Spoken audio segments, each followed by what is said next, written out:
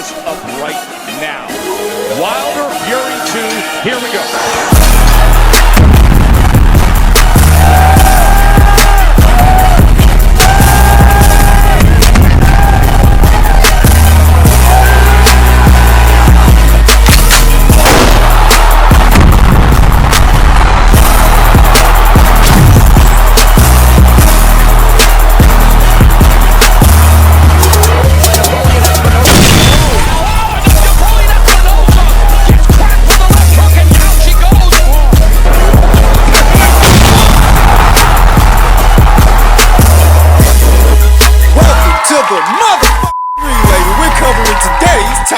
I'm sure that most of you have heard by now, per Mike Kopinger's tweet and his sources, that the rematch between Deontay Wilder and Tyson Fury generated in the neighborhood of approximately 800,000 to 850,000 pay-per-view buys in North America. Best performance by far for a heavyweight title fight since Tyson versus Lewis in 2002. Wilder versus Fury 1 sold around 325,000 buys.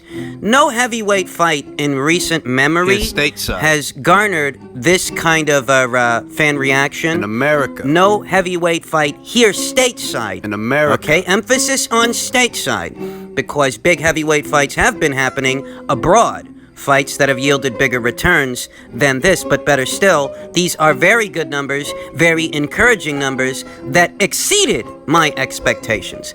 I expected that the rematch between Wilder and Fury would do better than the first fight, but not by all that much. You know, I put the number around 450 to 500,000 pay-per-view buys. That's more or less what I was expecting, and this is in excess of that, albeit shy of the mark set by Bob Arum, who ahead of the fight stated that he thinks this thing would do about 2 million pay-per-view buys, and I wasn't convinced of that, rightfully so, because this fight didn't come anywhere near 2 million pay-per-view buys. You'd need about 1 million more pay-per-view buys to have hit that mark. So, I mean, it still is a good set of buys in today's boxing environment, when it is becoming increasingly easy to watch this kind of a pay-per-view fight for free on some illegal stream, via some illegal site, or someone's live feed via social media. There is that much more working against the buy rate of a pay-per-view here stateside than in previous eras of boxing, to where if you wanted to see the fight, you got no choice. Either you're going to have to buy it or go to somebody else's house who did. You know? No choice. It was different before. It's a little harder now. This is a good set of numbers for what it's worth. I mean, it exceeded my expectations, and it exceeded the buy rate of the first fight. I have to say that if that's the case, it's due to the presence of Top Rank, who helped promote the fight, because they are an actual promotional outfit. Unbeknownst to most, the PBC is not actually a promotional entity. They define themselves as a managerial company, and Al Heyman services as a manager and advisor to these fighters, quote unquote, but not necessarily a promoter. You know, whatever promoting is going on, actual promoting, in reference to PBC's cards, is due to smaller promotional outfits, smaller promoters like Tom Brown or Samson Lukowicz. Whereas the promotion for this fight primarily was helmed by Top Rank, because they are a promotional company. A big one. Very big one. An established one. So if we're seeing that there's a significant difference, a significant uptick in the number of buys for this pay-per-view involving these same two guys, it's the same two guys from before. If we're seeing that there's an uptick, it's likely due to Top Rank being at the helm of promotions and pushing this fight. That's not saying that the people over there at Fox didn't have their role to play. They did. But in terms of promotion by way of a promoter, well, Top Rank is a promotional outfit, whereas the PBC, by definition, is not. Although sometimes they like to act like they are. Well, that's a story for another day, a story for another video. The event did exceed my expectations, although how successful it was, emphasis on success, how successful it was is questionable, given certain aforementioned factors that many people might be overlooking. That the reported guarantees towards the fighters are in the realm of about $60 million between two guys. But Tyson Fury was guaranteed something to the tune of $25 million and an additional $5 million, and the same applies to Wilder. That puts the guaranteed purses of the fighters at about $60 million. All right, there's that to cover. That's if they actually got that. There's whatever you got to pay to Fox, whatever you got to pay to ESPN, because rest assured, these two outfits are not in the business of orchestrating these events and then giving them away. They want to turn over a profit the same way the Top Rank and the PBC want to turn over a profit, the same way that Tyson Fury and Deontay Wilder want to turn over a profit. You have those expenses to cover, that many more people which you have to pay. You think about what was spent advertising this thing. It costed them about $5.6 million to air an ad for the fight during the Super Bowl, a 15-second spot. That costed about $5.6 million. There are those expenses to cover. And it creates a situation to where you wonder, how lucrative was this event for them actually, given how much money was poured into it? I.e., was it a success? Because like all pay-per-views, this pay-per-view has got a break-even point. This pay-per-view, like any and every pay-per-view before it, has expenses which you need to cover before you actually start making money. No such thing as a free lunch. I find it a little hard to conjure the guaranteed purses of the fighters, that they may have both walked away from this in excess of $30 million, which is what's been reported. I find it a little hard to believe, because if we add up figures, the pay-per-view buys, let's go with the high number. Let's round up. Let's say this thing brought in 850,000 pay-per-view buys, right? Right. 850,000 multiplied by $79.99, right? Right. Is roughly $68 million. And you're telling me that 60 million of that 68 million just went to paying the fighters? We all know by now, or we should, that pay-per-views don't work that way. There's a break-even point. A good chunk of the pay-per-view buys goes into paying the networks, whether it's Showtime or Fox or ESPN, whoever the fuck it is. A good chunk of the pay-per-view buys goes just to paying those guys and covering the costs and whatever profit that network looked to make. Because I reiterate, these networks aren't putting on fights for the sake of putting on fights. They want to turn over a profit the same way that the promotional and boxing entities want to turn over a profit, the same way the fighters want to turn over a profit. So there's whatever has to go to the network. Two in this instance. That has to be accounted for. And I find it hard to conjure that out of $68 million, roughly $68 million, if this thing really did 850,000 pay-per-view buys, I find it hard to conjure that out of the 68, 60, well over half, the pay-per-view just buys went to the fighters' purses, the guaranteed purses. That's just not how these things work. I mean, for a perspective, just think about what they were guaranteed before, okay? Wilder was guaranteed $4 million in the first fight. Fury was guaranteed $3 million for the first fight.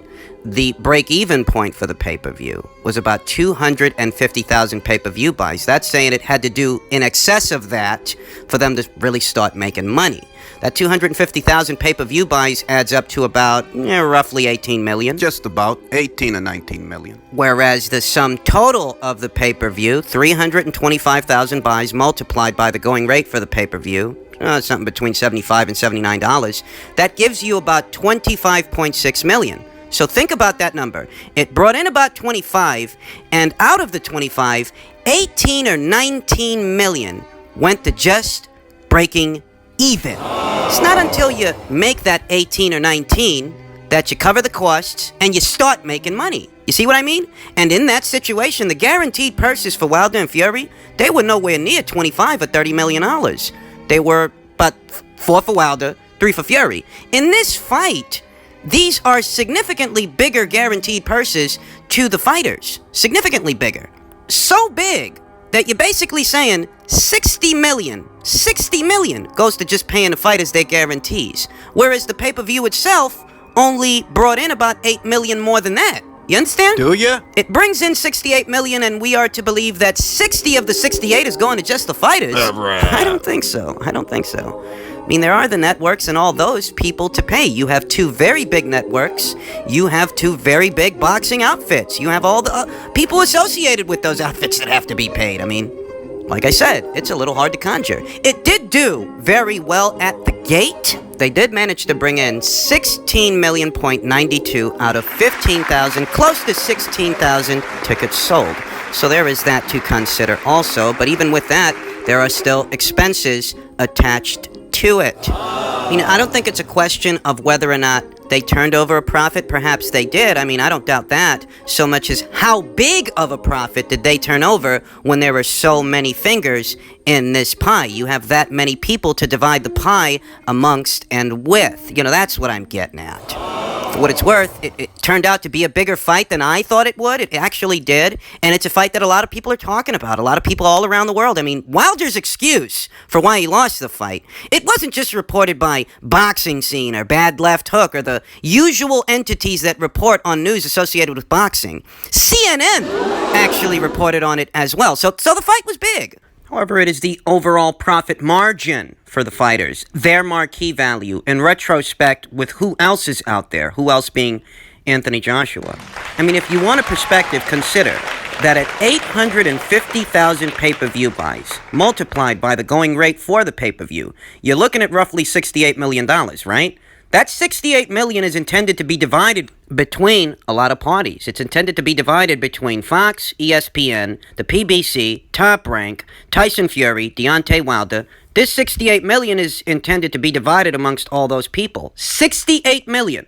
Whereas Anthony Joshua, by himself, his guarantee for his last fight was in excess of that $68 million. Something to the tune of $75 to $85 million that just went to him. I know that there may be people out there that are becoming annoyed, irritated with me having to remind you who the real cash cow of the division is, but that's what we're here to do. We're here to tell the truth, the whole truth, and nothing but the truth. And the truth is that, $68 million is a nice chunk of change for the pay-per-view. It did exceed my expectations, but it doesn't put either of these guys on the level of Anthony Joshua's earning power, which at this point is pretty fucking monstrous. That this guy was guaranteed something to the tune of either $75 or $85 million just for him. Whereas these two guys have to come together to generate $68 million. Well, with their pay-per-view. It's really saying something. It really is. Although, at this point, given the outcome of the match, let's be honest, folks, this entire conversation may be outdated and may be expired because the nature of it, at least what it has been, was to assess Deontay Wilder's marquee value in retrospect with Anthony Joshua's. But Deontay Wilder here today is not the WBC champion. He's coming off a loss. So whatever success this fight had, it is Tyson Fury that is reaping the benefit of it. If these guys have a third fight, that Tyson Fury's entitled to 60% of the pot. You know that, right? That if Deontay Wilder decides to invoke his rematch clause, he's only getting 40%. Now that's just the business side of it. We get to the boxing side of it, who knows if he can do anything in a rubber match that he didn't do in the initial rematch. He got beaten from pillar to post. This was an even worse beating than what he took in the first fight. In the first fight, he was thoroughly outboxed. Yeah, I felt Tyson Fury won. But in the rematch, that was hardly a contest. That was Tyson Fury smacking him around for 7 rounds before the referee decided, or his corner decided, that he'd had enough. Because, in case you're not aware, Kenny Bayless was already thinking of stopping this thing. But it was Mark Breland that put an end to it, When he threw the towel. That if we've been talking about purses and pay-per-view buys and marquee value for the last year or 2 years or 3 years or whatever it's been, if we've been discussing this, mulling over these figures, and doing this cross-comparison, it's due to, Wilder's assertion that he deserved half. But at this point, Wilder is kind of out of the running. He lost the fight.